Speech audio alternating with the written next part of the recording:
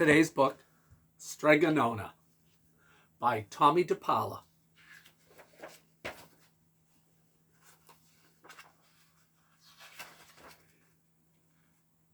In the town of Calabria, a long time ago, there lived an old lady everyone called Strega Nona, which meant Grandma Witch.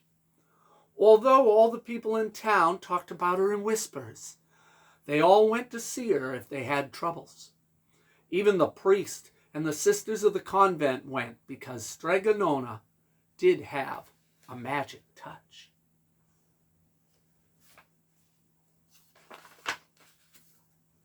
She could cure a headache with oil and water and a hairpin. She made special potions for the girls who wanted husbands, and she was very good at getting rid of warts. But Strega Nona was getting old and she needed someone to help her keep her little house and garden, so she put up a sign in the town square.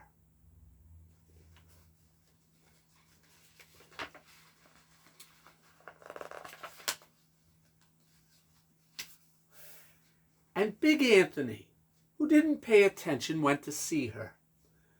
"Anthony," said Strega Nona, "you must sweep the house and wash the dishes. You must weed the garden and pick the vegetables.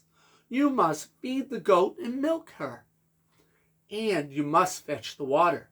For this I will give you 3 coins and a place to sleep and food to eat." "Oh, grazie," said Big Anthony. "The one thing you must never do," said Strega Nona, "is touch the pasta pot. It is very valuable, and I don't let anyone touch it." "Oh, si, yes," said Anthony.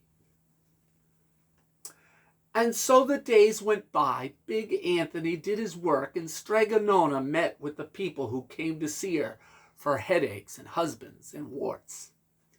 Big Anthony had a nice bed to sleep in next to the goat shed, and he had food to eat. One evening, when Big Anthony was milking the goat, he heard Strega Nona singing. Peeking in the window, he saw Strega Nona standing over the pasta pot. There she is. She sang, "Bubble, bubble, pasta pot, boil me some pasta nice and hot. I'm hungry and it's time to sup. Boil enough pasta to fill me up." And the pasta pot bubbled and boiled and suddenly filled with steaming hot pasta. Then Strega Nona sang, "Enough, enough, pasta pot. I have my pasta nice and hot. So simmer down my pot of clay until I'm hungry another day." "How wonderful," said Big Anthony. "That's a magic pot for sure." There it is. And Strega Nona called Big Anthony in for supper. But too bad for Big Anthony, because he didn't see Strega Nona blow 3 kisses to the magic pot. 1, 2, 3.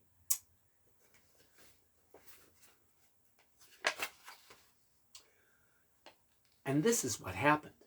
The next day, when Big Anthony went to the town square to fetch the water, he told everyone about the pasta pot. And naturally, everyone laughed at him, because it sounded so silly. A pot that cooked all by itself? "Ah, you better go and confess to the priest, Big Anthony," they said. "Such a lie."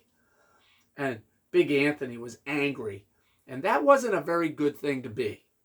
"I'll show them," he said to himself. "Someday I will get the pasta pot, and I will make it cook, and they'll be sorry." That day came sooner than even Big Anthony would have thought, because 2 days later Strega Nona said to Big Anthony, "Anthony, I must go over the mountain into the next town to see my friend, Strega Amelia. Sweep the house and weed the garden. Feed the goat and milk her for your lunch. There is some bread and cheese in the cupboard. And remember, don't touch the pasta pot." "Oh, yes, yes, Strega Nona," said Big Anthony. But inside he was thinking, My chance has come. There he is. As soon as Strega Nona was out of sight, Big Anthony went inside, pulled the pasta pot off the shelf, and put it on the floor. Now let's see if I remember these words, said Big Anthony. And Big Anthony sang, "Bubble, bubble, pasta pot, boil me some pasta nice and hot. I'm hungry and it's time to sup. Boil enough pasta to fill me up." And sure enough, the pot bubbled and boiled and began to fill up with pasta. "Aha!" said Big Anthony. And he ran to the town square, jumped on the fountain, and shouted, "Everybody, get your forks and plates, platters and bowls. Pasta for all at Strega Nona's." Big Anthony had made his magic pasta pot work.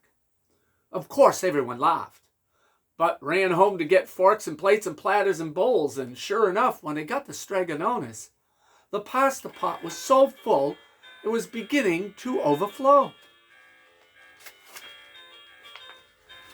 There it is.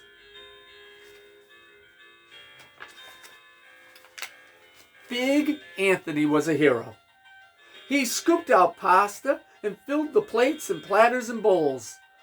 There was more than enough for all the townspeople, including the priest and the sisters from the convent. And some people came back for 2 and 3 helpings, but the pot was never empty. Look at them all. They're all lined up. What do you think's going to happen? When all had their fill, Big Anthony sang, "Enough, enough, my pasta pot, I have my pasta nice and hot. So simmer down my pot of clay until I'm hungry another day." But alas, he did not throw 3 kisses, because he didn't see that part. He went outside to the applause of the crowd. Big Anthony took a bow.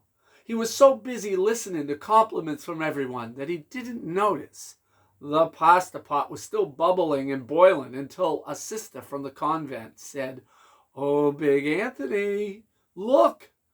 And pasta was pouring out of the pot all over the floor of Strega Nona's house and was coming out the door. There it is.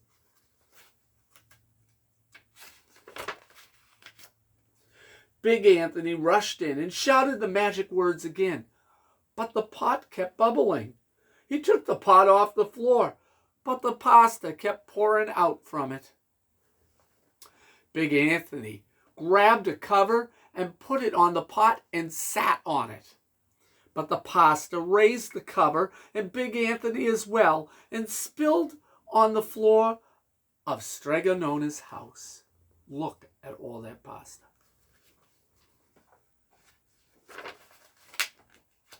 "Stop!" yelled Big Anthony. But the pasta did not stop, and if someone hadn't grabbed poor Big Anthony, the pasta would have covered him up. The pasta had all but filled the little house.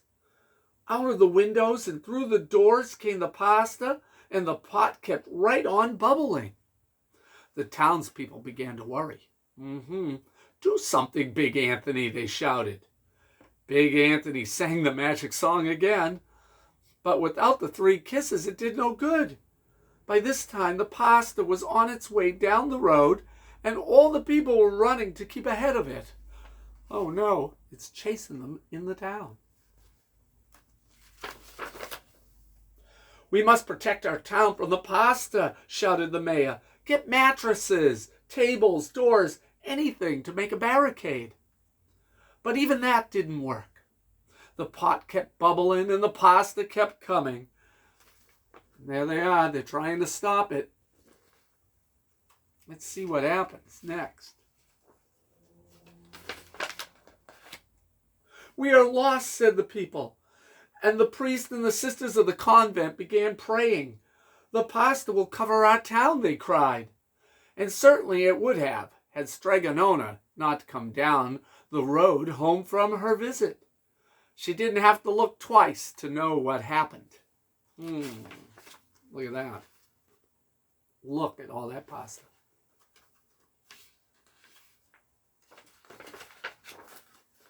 She sang the magic song and blew the 3 kisses, and with a sputter the pot stopped boiling and the pasta came to a halt.